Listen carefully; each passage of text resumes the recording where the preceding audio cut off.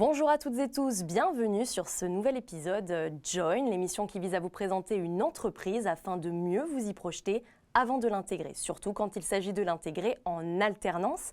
Et pour en parler, j'ai le plaisir de recevoir aujourd'hui Stéphanie qui achève bientôt son alternance de 2 ans chez Leroy Merlin. Mais également Léa, sa responsable et chef de secteur, qui l'a accompagnée tout au long de cette aventure. Et enfin, Laetitia, qui est en charge de recruter des managers dans les Hauts-de-France. Bonjour à toutes les trois. Bonjour. Merci d'être avec nous aujourd'hui pour nous parler des alternances proposées chez Leroy Merlin et plus spécifiquement en tant que futur manager d'équipe. C'est ton cas, Stéphanie, je le rappelle. Cette enseigne donc d'amélioration de l'habitat, bien connue en France, est un vrai catalyseur de carrière pour les jeunes, puisqu'actuellement cette entreprise recrute près de 1000 alternants par an, mais se donne un objectif plus ambitieux, puisque d'ici à 2025, elle veut multiplier ce chiffre par 3 et en recruter près de 3000. Alors, est-ce que Laetitia, tu peux revenir avec nous sur cet objectif ambitieux? Oui, effectivement, l'entreprise a décidé de doubler, même de tripler en fait, ses effectifs d'alternance et de passer d'ici 3 ans à 3000 alternants présents dans l'entreprise. Et ça répond à des ambitions très fortes d'être un acteur responsable au niveau de l'emploi des jeunes, d'être vraiment responsable de leur formation, d'agir en entreprise responsable et surtout d'anticiper nos ressources, puisqu'on a des métiers qui évoluent fortement, notamment sur des métiers de l'IT, de la data, de la supply chain et surtout aussi nos métiers de manager opérationnel. Donc c'est un vrai levier de recrutement et on souhaite vraiment être en chemin pour être reconnu comme entreprise engagée dans le recrutement des alternants, mais surtout dans leur accompagnement et leur développement.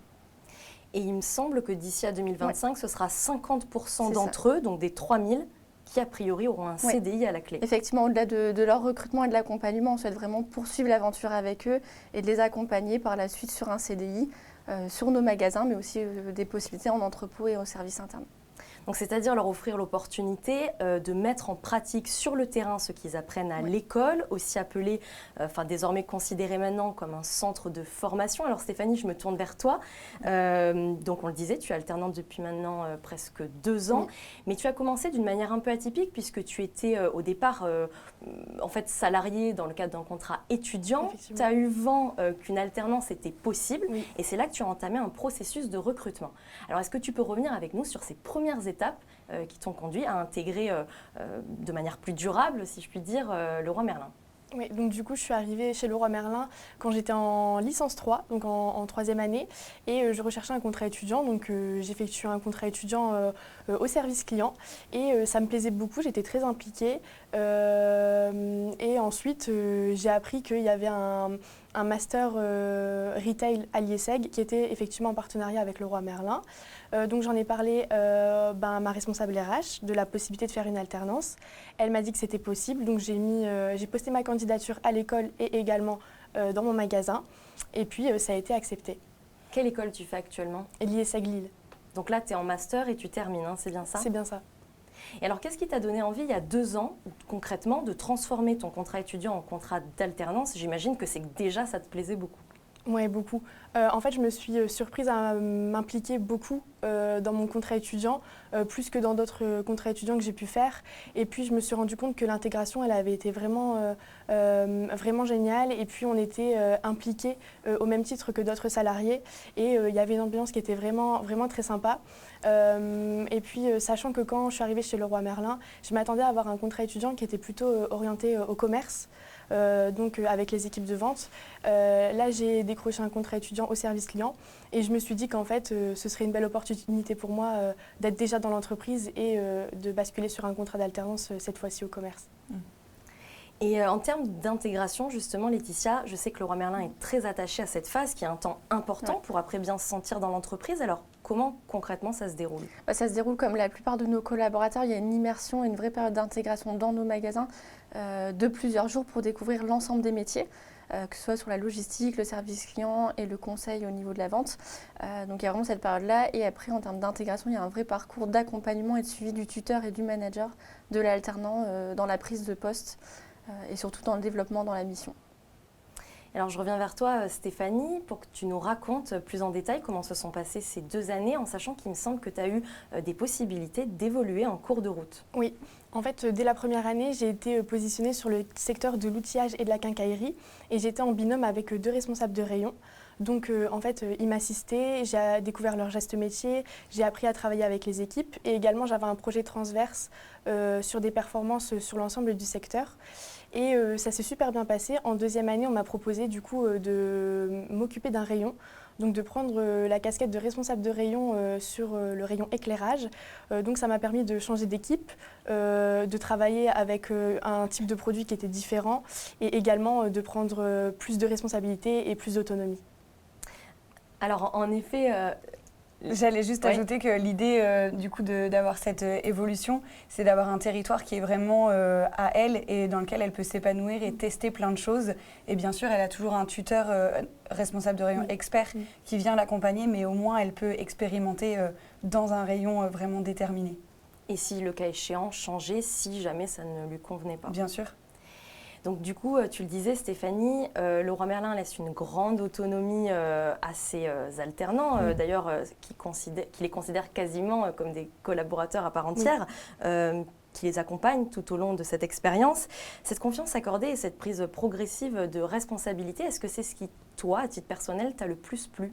Oui, parce que ce soit quand je suis arrivée en contrat étudiant ou quand j'ai pris mon poste en alternance, on laisse beaucoup d'autonomie, on laisse le droit d'essayer, de proposer des idées et également on est soutenu par nos pairs, nos équipes, par l'ensemble du collectif de responsables de rayon, également l'ensemble du comité de direction et on a également un directeur de magasin qui est super ouvert. Donc en fait on a toutes les équipes qui sont super ouvertes, super communicantes et on a énormément de feedback sur ce qu'on va mettre en place. Donc c'est vraiment, on est poussé à mettre en place des choses, on a le droit de se tromper et également on nous aide à progresser. Et il y a d'autres points qui t'ont agréablement surpris, hormis cela ? Chez Leroy Merlin, en général, je pense que c'est l'esprit d'équipe et l'ambiance qui règne au sein des équipes. C'est-à-dire que tout le monde se rend disponible, il y a une superbe ambiance, on va tous être conviés, peu importe notre type de contrat, à tous les événements qui sont organisés en magasin. Donc qu'on soit là que le week-end en contrat étudiant ou qu'on soit en alternance ou qu'on soit CDIsé, on va avoir l'opportunité en fait, de participer à tous les événements du magasin comme tous les autres collaborateurs en fait. Et c'est ça qui est vraiment agréable. Et désormais, on est en avril 2022, ça signifie que ton alternance, la fin de ton alternance approche à grands pas. Quelle perspective s'offre à toi En fait, on a toujours pris soin durant ces 2 ans, on a toujours pris soin en fait, de faire des points réguliers avec mes responsables RH, avec mes managers, sur ce que j'avais envie de faire et également sur mes perspectives d'évolution. Donc là, c'est bien amorcé. Il y a la possibilité d'être embauchée à la fin du contrat d'alternance, ce à quoi je suis très favorable. Et du coup, l'objectif, ce serait de prendre un poste de manager à moyen terme ou à court terme. Ça, ce serait ton objectif ultime. C'est ça, idéal. Donc on travaille pour au quotidien. Et de quelle qualité il faut disposer justement pour occuper un tel poste, selon toi ? Selon moi, il faut travailler en équipe. Je pense que c'est le principal, notamment en magasin, être en proximité avec les équipes, notre équipe, mais également les autres équipes, faire preuve d'une grande écoute. Également d'une grande organisation parce qu'il faut savoir qu'en magasin, les quotidiens sont jamais les mêmes. On doit toujours faire preuve d'agilité et d'adaptabilité. Donc je pense que c'est ça, savoir s'adapter et travailler en équipe, en proximité. Et de ton côté, Léa, comment tu as accompagné Stéphanie tout au long de ces 2 ans pour l'aider à révéler tout son potentiel ? Parce que j'imagine que le rôle d'un manager, c'est de déceler les forces d'un alternant et surtout de l'aider à les révéler en fait. Oui, tu as raison. En fait, on les recrute initialement sur la base du coup de leur savoir-être, de leur savoir-faire. Et notre objectif, c'est vraiment de les accompagner pour qu'ils se révèlent et les faire grandir quotidiennement. Et en fait, on a la double casquette de les accompagner professionnellement. Et pour ça, on s'appuie justement sur les collectifs RR. Et nous, en tant que manager, aussi de leur montrer ce que c'est qu'être manager et du coup de les développer personnellement. Parce que chez Leroy Merlin, c'est très important de se connaître soi-même pour ensuite accompagner les autres. Donc on se voit régulièrement justement sur ce sujet-là, de manager, d'accompagner, d'écouter. Alors comment on fait pour se connaître mieux ? Eh ben, il y a beaucoup d'outils qui permettent justement de se connaître mieux. Le meilleur outil, c'est une feuille et un stylo, et de se poser les bonnes questions et de s'interroger à chaque fois sur ce qu'on fait bien, comment est-ce qu'on peut se développer, d'aider également les autres à le faire, et puis surtout d'écouter les feedbacks, d'aller chercher du feedback, ça c'est très important. Et en fait, le plus important, c'est qu'elle se développe, et puis surtout qu'elle soit prête le jour où elle sera nommée chef de secteur pour endosser la casquette. Et tu me disais aussi justement que les questions des jeunes vous permettaient à vous de vous interroger aussi finalement. Parce que ce qui peut vous paraître évident n'est pas forcément pour les jeunes qui arrivent. Bien sûr, je trouve que l'alternance, en tout cas pour un poste de responsable de rayon tout aussi bien que pour d'autres métiers, ça nous permet aussi de nous remettre en question. Ils ont du coup les cours qui viennent enrichir forcément leur savoir-faire. Et ils nous posent beaucoup de questions, ils nous challengent aussi dans notre quotidien. Aujourd'hui, sur l'agilité, sur le digital, sur la satisfaction client. Donc ça, c'est vraiment du win-win finalement par rapport à l'équipe et ce qu'ils viennent développer. Oui, recruter des jeunes, ça permet d'avoir de nouvelles compétences et Bien vous, sûr. pourquoi pas, d'actualiser aussi vos méthodes de travail. C'est pour ça que l'entreprise souhaite vraiment entrer dans cette démarche-là et pousser le fil de l'alternance dans tous les métiers. Et alors, quel type de défi, de challenge vous avez pu rencontrer? Alors, soit toutes les deux dans le binôme que vous représentez, ou alors toi en tant que responsable d'alternante, ou même Stéphanie en tant qu'alternante. Je pense que le principal challenge pour un alternant, c'est de réussir à gérer le rythme et la frustration du coup, puisqu'ils ne sont pas là tout le temps.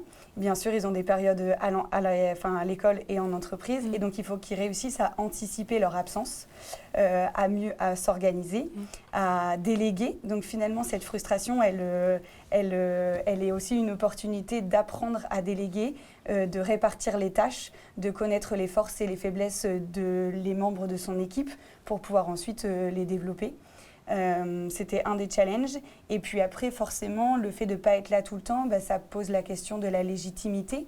Donc c'est réussir à trouver sa place au sein de l'équipe. Et c'est mon rôle aussi de l'accompagner là-dedans.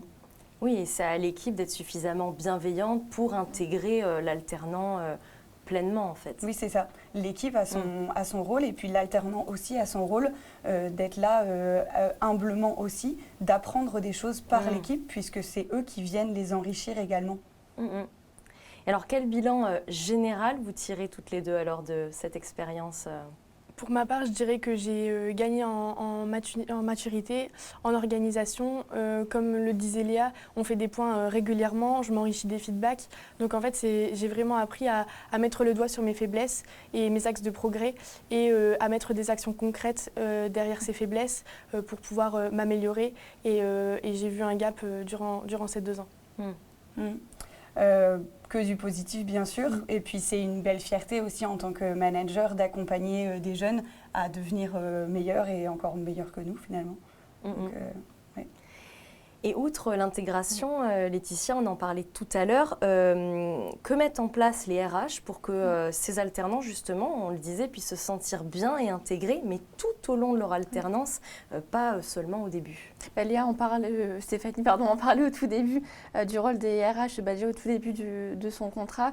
Nous, dans chacun de nos magasins, on a des RH du coup, qui sont en forte proximité avec leurs collaborateurs et qui vont les accompagner tout au long de leur contrat. Donc souvent, ça peut être 1 an ou 2 ans, et qui vont être en ultra proximité avec eux, donc via des points réguliers, pour savoir comment ils se sentent dans leur mission, dans l'entreprise, comment ils se développent, quelles sont leurs difficultés, leurs points de progrès, et surtout vers la fin de leur contrat, faire un bilan sur leur projet professionnel et surtout savoir comment il peut s'inscrire chez nous dans la durée, et surtout co-construire ce projet-là. Donc c'est vraiment ce rôle-là de RH de proximité. On a aussi des séquences qu'on appelle GPRH en interne, c'est des moments où on va échanger sur nos alternants.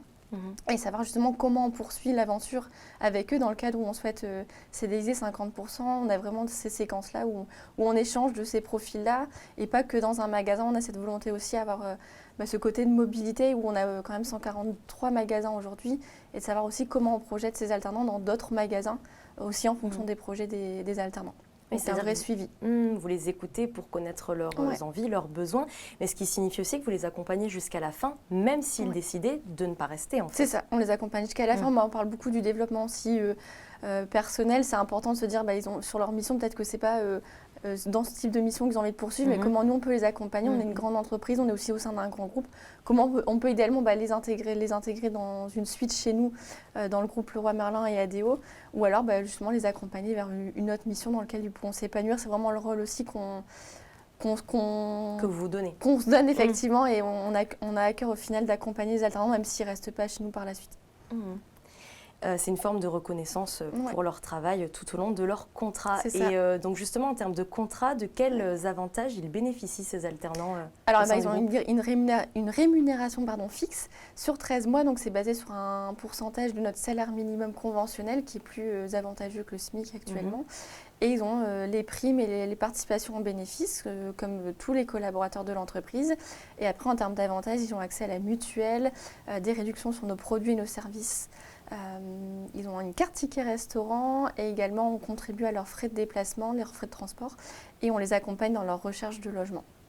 Ok. Et tous les événements effectivement, internes tous les événements, dont on parlait tout à l'heure. Tous les événements du quotidien, effectivement, ils sont partie prenante comme l'ensemble des collaborateurs. On le dit, ils sont collaborateurs à part entière, ils ont accès à tout ce que l'entreprise propose. Alors du coup, pour parler de manière très concrète, quand auront lieu les prochains recrutements d'alternants? Sous quelle forme? Est-ce qu'il y a plusieurs entretiens? Et quel type de profil recherchez-vous?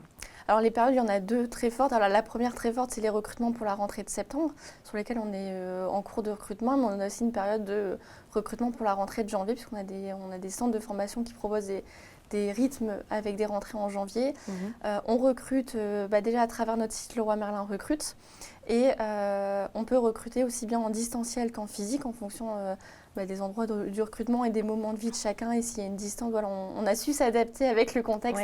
Donc voilà, il y a les deux formes, et en termes de type de contrat, aujourd'hui on a plus de 200 postes à pourvoir, que ce soit en magasin, en service interne, sur nos entrepôts. Donc effectivement, là aujourd'hui, on a un focus vraiment plus dédié sur la partie manager opérationnel, mais on recrute aussi tout type de profil.